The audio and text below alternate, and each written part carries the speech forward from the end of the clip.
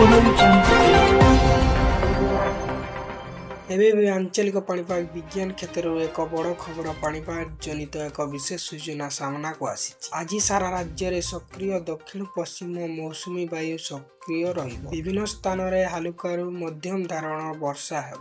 ଆଗାମୀ 24 ଘଣ୍ଟାରେ ଲଘୁଚାପ ସୃଷ୍ଟି ହେବାର ସମ୍ଭାବନା ରହିଛି।